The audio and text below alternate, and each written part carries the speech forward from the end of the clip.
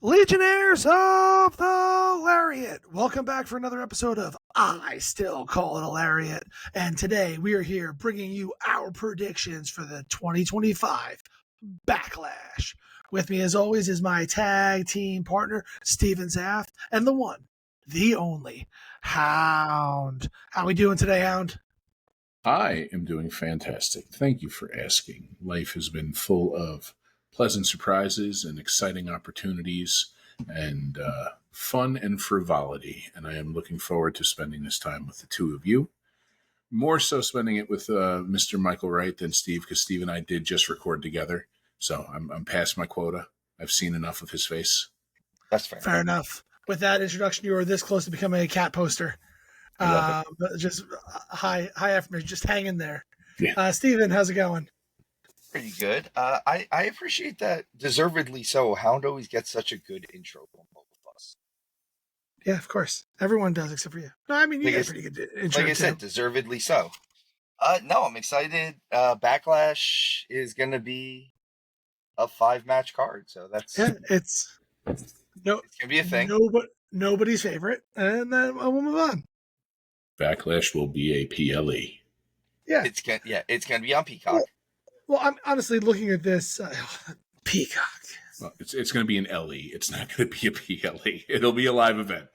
Premium. I mean, all joking aside, look at this card. There's a chance for a couple bangers here.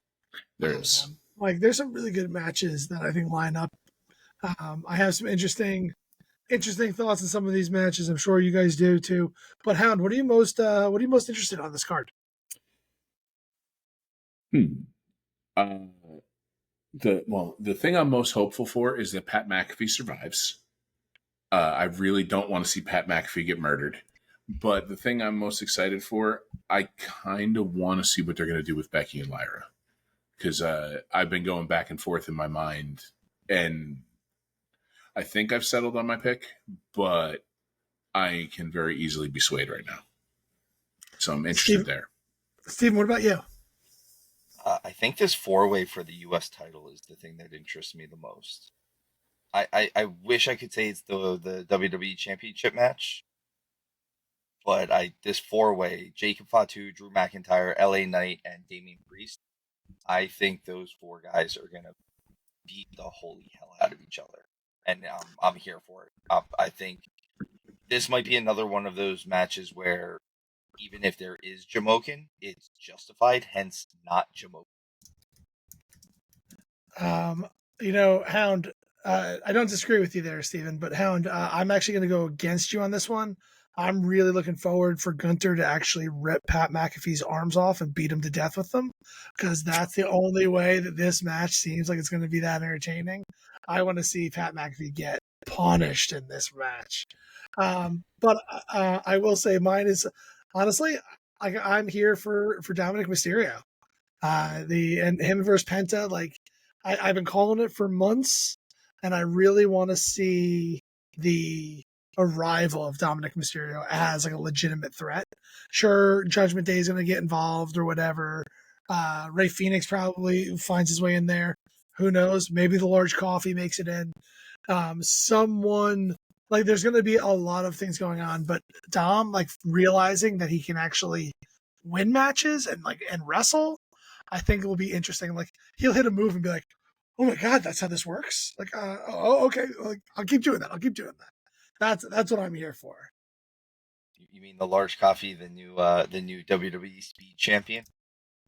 Yeah, the new Speed Champion. I forgot that was a thing. I don't know when the last time I heard anybody talk about it. Really did forget it was a thing until this one came up. I don't think it was this round of releases. I think it was the one that they did in February or whatever. One of the women that they released was up for her match for the Speed title was being posted after she was released, and she put the video up and she goes, "Man, I really hope I make it to the next round." I don't know if she will. So let's jump into this. I think the way we'll start this, obviously we don't know what what the order of this card is going to be.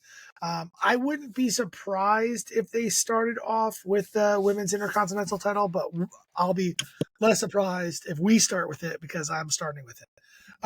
So, Hound, I'm going to start with you this time around. We have Lyra Valkyria defending her title against the man, Becky Lynch. What are your thoughts here? So, Lyra was the one who took the NXT title off of Becky when Becky had that short-lived NXT championship run.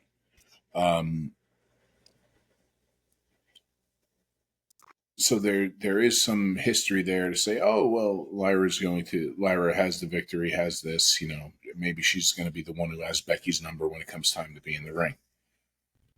But right now, with everything they're doing, the wrestling math adds up to me that Becky Lynch is going to win this. I think Lyra can survive losing that title right now.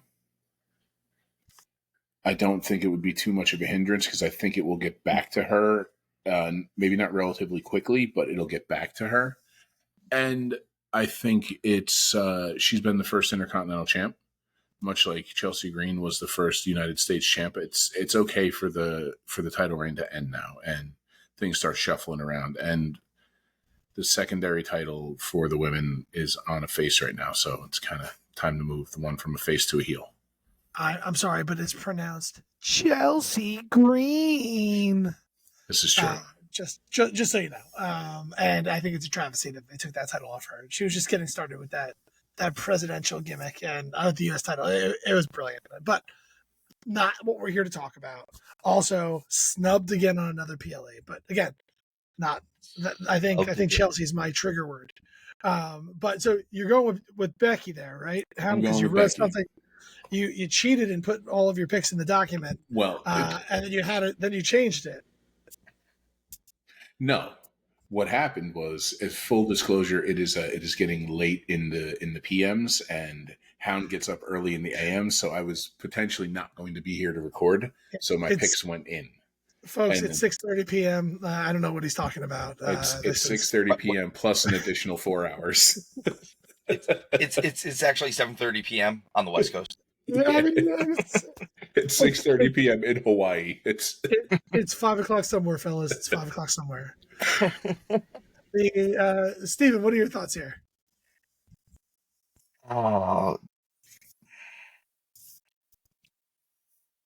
She's Hollywood Lynch, right? She's Becky Hogan. I'm going Becky on this. I think it might be a situation where Lyra wins it back at like SummerSlam or something like that. But I think Becky coming back, this is kind of she's their woman for the last few years. Becky's when in doubt, go to Becky. And I could see that I see this kind of being that type of situation where this is a when in doubt, go to Becky situation. I think the match is going to be relatively good. I'm hoping Becky can contain some of the choreography. This words right out of my mouth. Just peel it back a little bit, and maybe, just maybe, Lyra doesn't enter the ring over the top rope every single time. Zero chance. Impossible. Impossible. Steven, I hope Becky says we're not going to talk about this match at all. And she said, we're just going to call it all in the ring because then you can't be looking for that spot that you're looking for and then look like I'm running my spot to where I'm supposed to be. Because, no, I've never seen anyone telegraph it like Lyra does.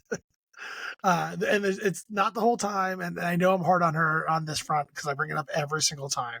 But just the choreographed, just telegraphing that it's choreographed is, it gets me every time.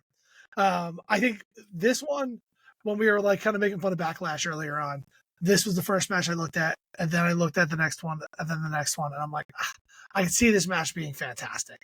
Becky's back with Lyra. They have chemistry together. This one really, really can go a long way. I I want to say Lyra, but I don't see how this storyline makes any sense whatsoever if Becky doesn't win this. Like just to bring her back to just be nasty to Lyra for losing the tag team titles the next night, then to lose this match. I don't know. It just doesn't add up to me.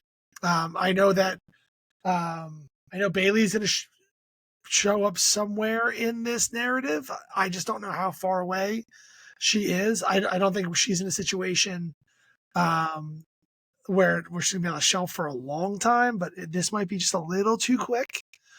We'll see kind of where that comes out. I also think Becky probably has a partner in her back pocket somewhere.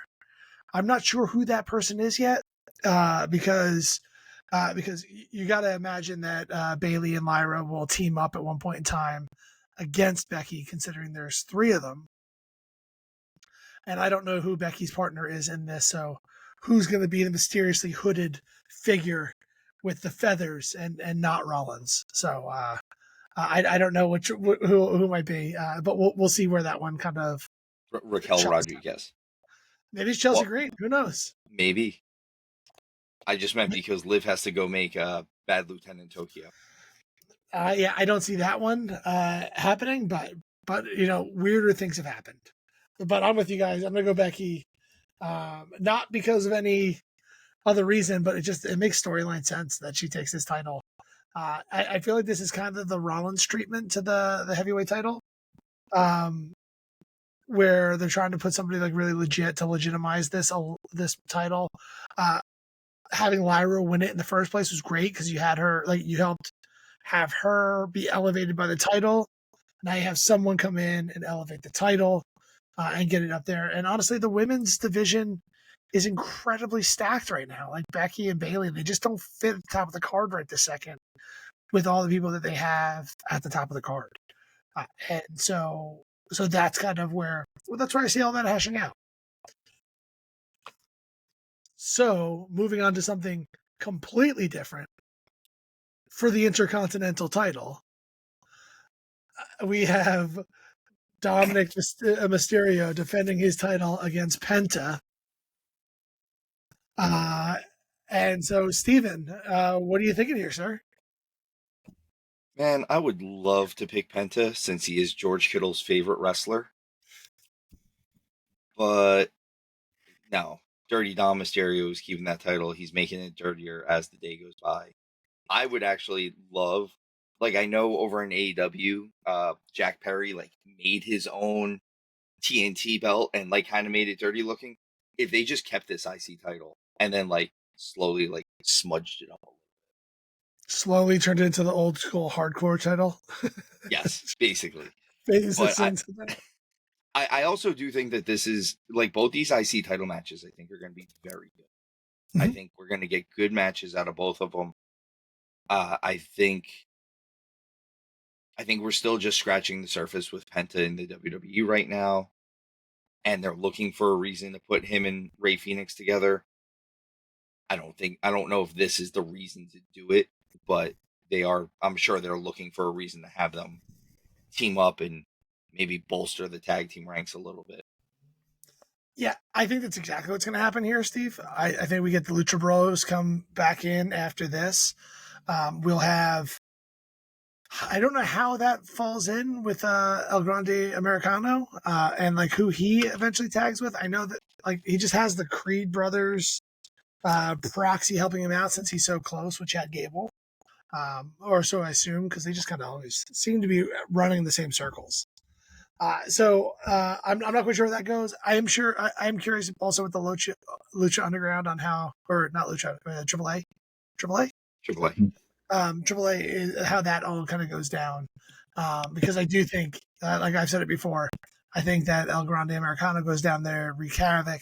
I wouldn't be surprised if the Lucha Bros went down there and came back and kind of played that game a little bit, where they use some of their more Mexican talent, or the luchador talent, and bring it down to AAA to help bolster that and bolster sales, similar to kind of what they're doing with TNA, and have that come up. So curious how that goes. But to get back on the match here, I don't even want to pick Penta. I'm here for a long Mysterio run. Honestly, there's only one person I think I could get behind taking this title off of Dominic Mysterio, and it's Sheamus, because I want to see him get that triple crown. But until then, I think Dom he can hang on to this till Mania, and I'm a pretty happy dude. As long as he continues to progress and become a real wrestler, being like, it's so weird when I hit them, it hurts them, and like when I don't do stupid things, I don't get into trouble. I don't understand what's happening. High score, did I break it? So that's the way I see this going down. Hound, what are your thoughts here on this one? So I almost want to pick differently just for the sake of us not having parity, but I gave away many, many picks last year just so that way we could have somebody having some cojones. But I do think it's time for Dom to hold on to this for a while. I just wish they had gone the route of Dom never winning a match while holding on to the title, because it would have been a great year-long run where he went for the century and was still champion. I just thought that was a great idea. But yeah, no, I think Dom wins. I think Dom wins because of shenanigans.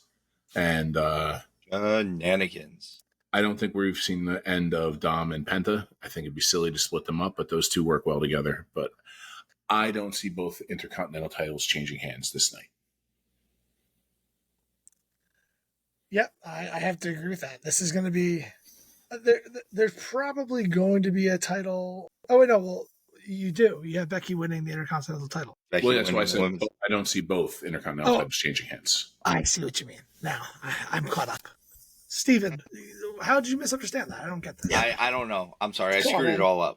Get it together, man. Get it together. Follow along. It's not that late. I told you it's 5:00 somewhere. So 7:45. It's perfect. It's beautiful.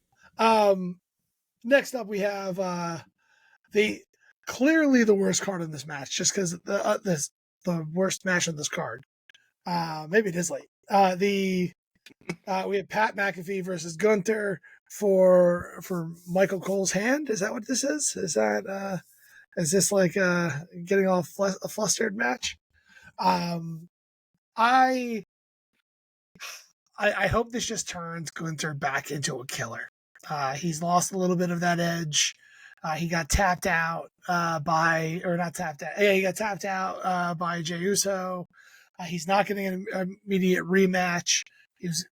He just kind of, I don't know, they were using him as a monster, and then they're just like, all right, let's chump you out a little bit. The best way to get that heat is to absolutely obliterate Pat McAfee. I think you'll have a little bit of Pat going well in the beginning of this match. He's an athlete, played in the NFL, all that stuff. I know he's a punter, but he was the toughest punter I've ever seen. And so in that line, I think he can hold his own for about 35 seconds. And then the ring general will take over and absolutely decimate him. Again, rip his arms off and beat him to death with them. And I'm here for it. I'm here for Pat McAfee bleeding.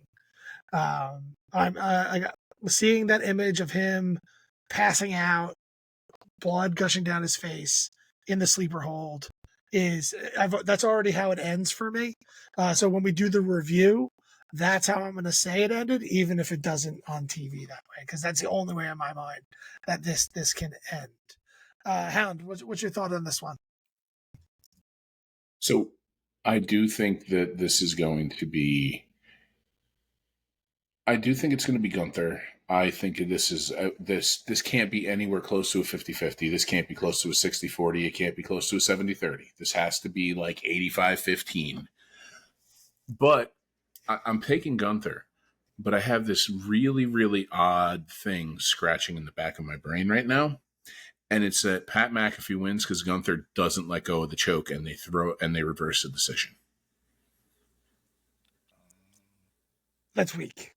It is weak, but it makes all the sense in the world too. I don't like it, but it makes all the sense in the world. But I'm going to go with Gunther, because to go from being world champion to tapping out on WrestleMania to now having to wrestle Pat McAfee it's weird work. It's It's a you very did weird something. zigzag. Yeah, 4 lefts is a circle, you idiot. Like, what are we doing? Wouldn't that be a It's square? long-term storytelling. God. Don't you get it? Steven, what are you thinking here, sir? It's what am I going to say that you guys haven't said about this thing? You're going to take Pat McAfee? You won't do I'm it. not taking Pat Coward. McAfee. That's a You coward. fool's errand. I even gave you a viable option that makes sense, and I saw the wheels turn in your head. I know. I have this weird feeling. I'm sticking with Gunther as winning this match, but I have a really weird feeling somewhere involved in this Michael Cole comes in.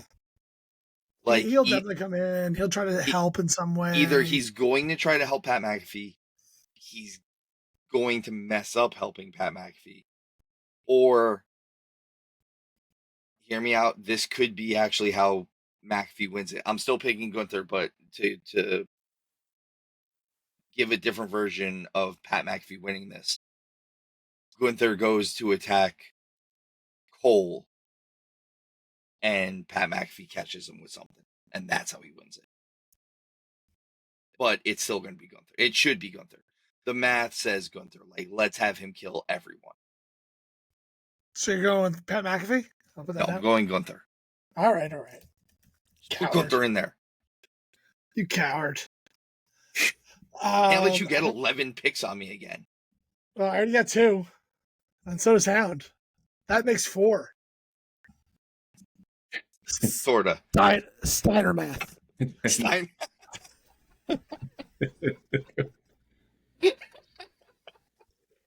Hound, you're up next, bud, and we're going to talk about the U.S. title. We have L.A. Knight. Yeah.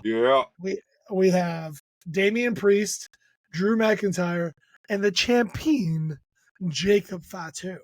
Hound, tell me how excited you are about this match. I am quite excited about it because we are going to have... This is going to be a car crash the entire way through. At some point, I think Drew McIntyre is... Because he arguably chops harder than Gunther. And I think he's going to hit Jacob Fatu, and he's going to make Jacob Fatu angry. Jacob Fatu is going to do that boogeyman shake thing that he does. And he's going to headbutt Drew McIntyre. And that's a Samoan headbutting a Scotsman. And I'm pretty sure that there's something about that in the Geneva Convention. But it's going to be bad. Is that's a war crime? Yes, it is. But the way I see this going down, I think it would be silly to take the title off Fatu right now. I think if it were to happen, I couldn't pick one other than Fatu because everybody has a viable chance to come out on this. But I see Fatu winning, and I see Fatu pinning Damian Priest for the win. I kind of see it going that direction. But I will say this: LA Knight had one of the greatest lines ever, and I don't know if it was recently or about 6 months ago. He was saying something to Solo, and then he looked at Jacob Fatu and told him if he says another word, he's going to hit him so hard he's going to give him the shakes, and started doing that shaky dance he does. And I was like, LA Knight has some good one-liners. Oh, yeah. He's fantastic on the mic. But he is kind of the odd one out in that match, too. Like, everybody else is like, I don't want to fight them in a bar fight. And LA Knight, his jeans are a little too tight. Fair enough. That's fair. Steven, what are you thinking here, bud? I got to echo Fatu on this one. I think this is in the best way, as Hound likes to quote Big E. This is man meat slapping. This is just a whole lot of huge dudes who are all very athletic, and they're gonna put on a banger of a match. I think they're gonna beat the hell out of each other. I agree with you, Hound. I think Priest takes the pin, and then this way, Fatu, McIntyre, and LA Knight can continue this thing down the further down the road. I wouldn't be surprised if the three of them kind of keep figuring out matches until like SummerSlam. Like this summer, it's those three for the U.S. title. And I also, I know we said a long title reign for Jacob Fatu. I wouldn't be surprised if SummerSlam is when Fatu loses the title. And then I could see it being because of Solo. You want to Sami Zayn this. Is that what you're trying to do here, Steven? I'm going to Sami Zayn this. I want to see, I want to break up the entire bloodline, the new bloodline. Yeah, I mean, it's already kind of broken up. It's so weird how that just kind of fell apart. Yep. There's two things I want to say about this match. The first one is I really hope I get to see the pop-up Samoan drop on McIntyre. Yeah. I just want to see him press him up. Bang. I just think it'll be great to see like Drew get thrown around like that. And I love Drew McIntyre. Everyone knows that. He's probably, I don't know, maybe my favorite at this point in time. And not that I want to see him lose or anything like that. I just think that's going to be a fun visual to see him take that move. The thing I don't want to see in this that I really do think I'm going to see is I bet you find yourself losing LA Knight in this. Yeah. I think he might get lost in the shuffle. I don't know if he can keep up to the speed of these guys. I know Damian Priest. I probably agree with you guys. I'm between LA Knight or Priest taking this pin. I definitely don't think it's Drew McIntyre, and I definitely think Fatu wins it. So I'm with you guys there. I'll ruin the surprise there. But I can easily see LA Knight just kind of getting lost in the shuffle. Same thing like the Andrade Carmelo match. And these guys are going to be moving quickly. They're not going to stay in the middle of the ring for you to have your moment like LA Knight kind of needs. Damian Priest is, I think, a better wrestler than LA Knight. And so even him taking the pin here, he has the ability to keep up with these other two guys. If they would have just had Priest's title run be better, I think we could all be arguing on how he might win this match. But the fumble of that world title run kind of just puts him the odd man out in this scenario. I do disagree with you, Steven. I don't think McIntyre stays with this quad. I think they're going to move McIntyre on to something bigger and better after this. And I think that's where he might even be the next one to face the champion after tonight's match, after the main event of this match. We'll see how that works. I know, because you kind of have people all over the place. So I think that might be where we end up going with this one, but we'll see what happens next. But I'm with you guys with Fatu. The next match is for the WWE Undisputed Title. Now, Steven, I think I know what's going to happen in this match. And I'm afraid if I kick it over to you and it's your turn right now, that you're going to say what I want to say. And I don't want to kick it over to you. So I'm going to kick it over to you, but you better not. You better not. You better not. Well, this is where I'm dare. Don't you dare do it. Does Cena come out wearing camouflage shorts this time? Because that's overachieving. That's not what I was saying. Oh, go ahead. Continue. Good start. I'm trying not to say what you're going to say, but it's probably going to be what you're going to say. Don't you do it. John Cena. Go ahead. Continue. All right. So I love, me and Hound talked about it in our episode too. I love the character work that Cena's doing right now. I've said on the show that I think there's only two ways to go with Cena at this point, and that's he's either going to kind of go the full until the end of the year holding this belt, or he's going to lose it right here, and we're going to have a reason for Orton to really be chasing.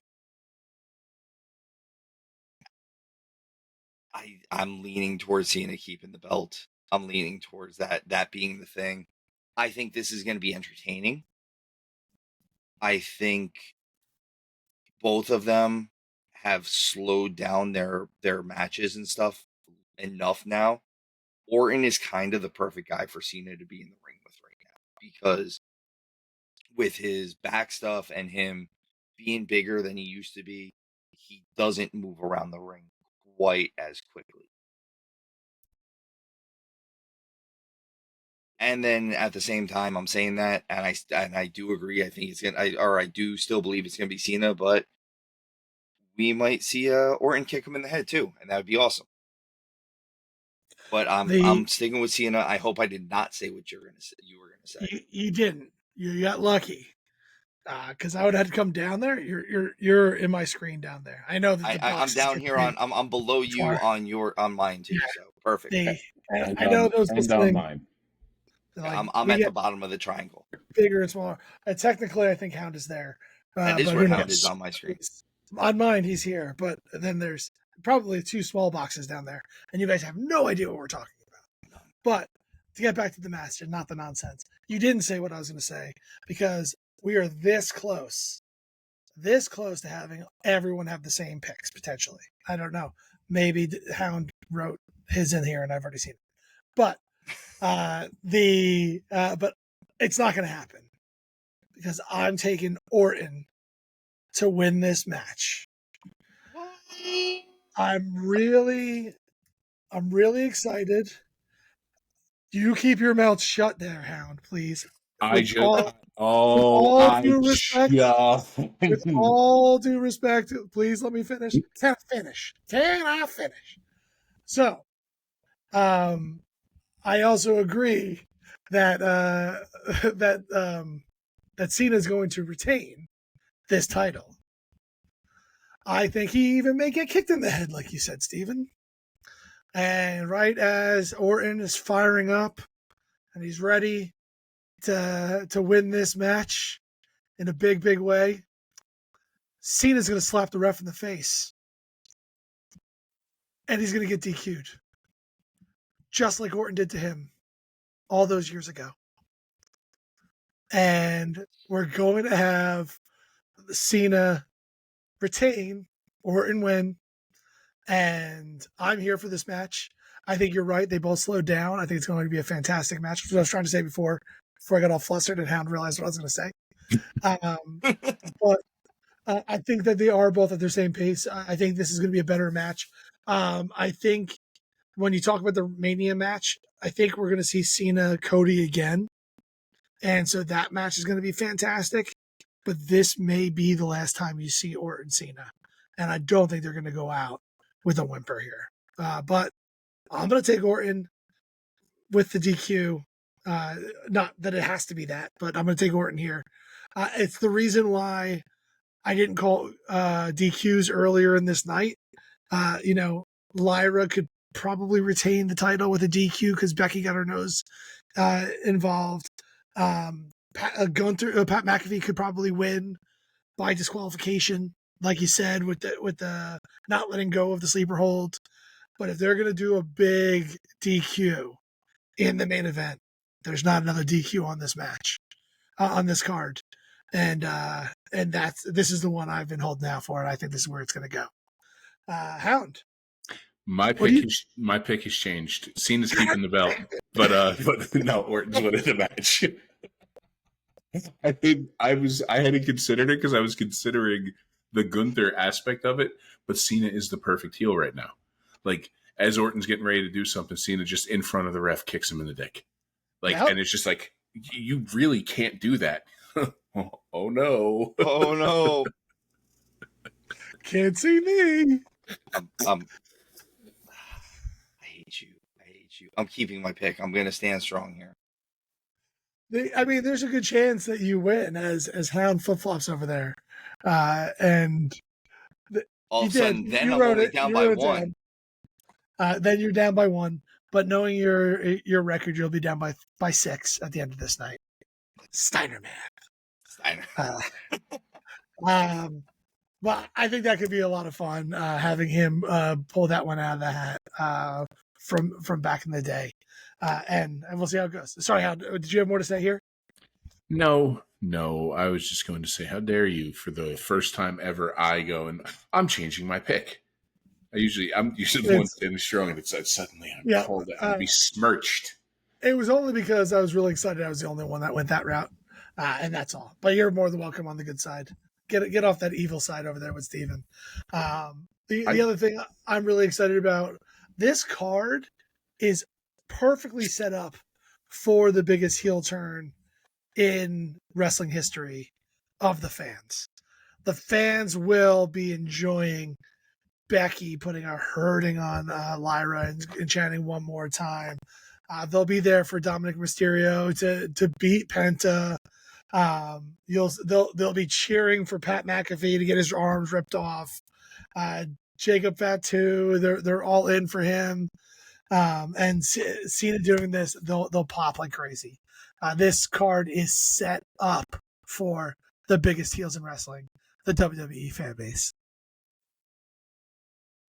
I agree. And so that is our predictions. Kind of a tight show. This is a quarter of the length of what an AEW prediction show would end up being. We appreciate all. We're a third of the amount of matches. That's exactly right. 5 matches, and here we are. I do still think there's a chance that we get one more match.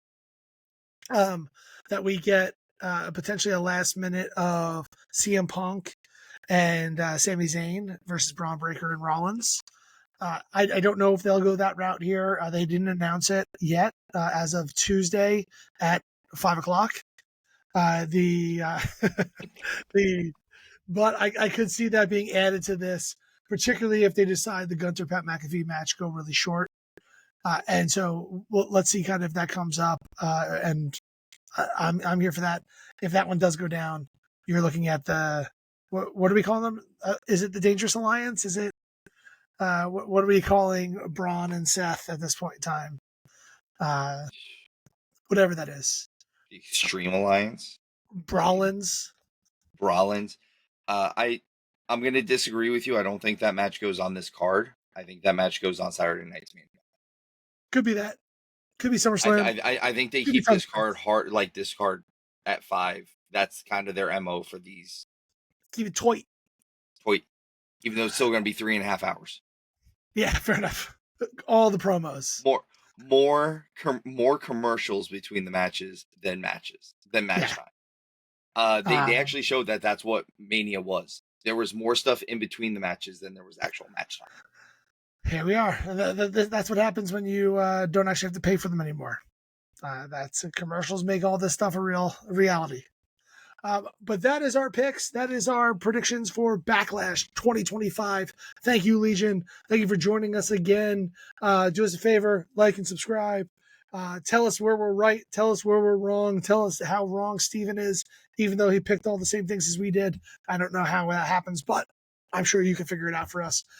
Please share this around. Tell a friend. If you don't have any friends, tell a stranger. And Steven? As usual, guys, keep tuck your chin when you bump.